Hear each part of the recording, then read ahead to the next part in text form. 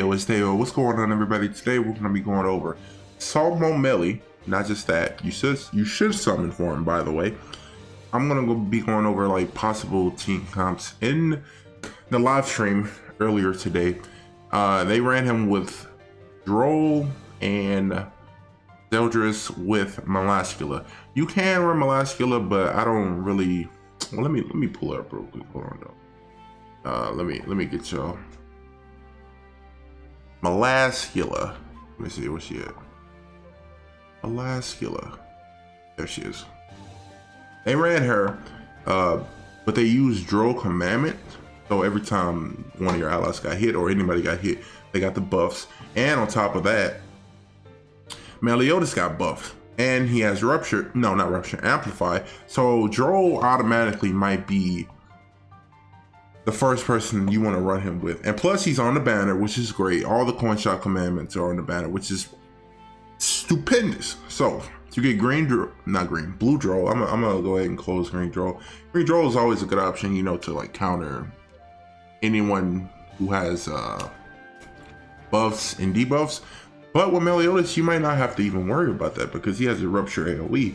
So if you do fight an Elizabeth with a shield, it doesn't matter because we already know Rupture is like one of the best things to counter Ellie because it's the only effect that isn't canceled by her shield. So that's already a plus.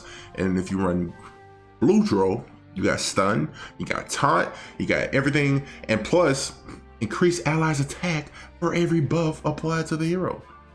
To him, like Meliodas gets buff, right? Droll gets like max of 3. Okay, so that's automatically what, 9% like attack to Meliodas, who gets increased basic stats. Like whenever a max of 5 times, like that's kind of stupid. Like you could do the math, bro. So he's automatically a solid pick, you know. He can provide some tankiness for you, and he has an awesome AoE, a charge. I mean, charge, dog? No, I mean, you killing anything regardless. And I think an obvious choice is Red Zeldris to run in the back, or you can even run him in the front to have some old gauge control, seal healing, all that good stuff, and he increases allies' basic stats by 6% for every ally or enemy with a commandment. Like, you're gonna be running basically a full commandment team with this Meliodas. He thrives on a full demon team. The demon meta is here more than ever. So you know he's gonna make Droll look good. And I think the last person I'm gonna look at is either one of the Gloxes. Honestly, I was saying like when I was in VC with the squad, basically they were saying Red Glox is like an easy pick because you know he has a heal, he can seal level 2 cards, fill ultimate move gauge by 1 or more when cards combine. Basically, I was thinking the green one because he increases his defense related stats for every alive ally. So whenever you have a full team on the field, his defense is through the roof. You can, I feel like he got a buff with his freaking resistance. No, not resistance. His crit defense going from 0 to like 30. So that's going up by God knows how much, bro. Like, no, I'm looking at the wrong Gloxenia, my bad. 5%, that's 15% defense related stats. I don't know if that's gonna be too great. All right, let's say his stuff is going to 30. So they're gonna have like 45%. Never mind, you know what?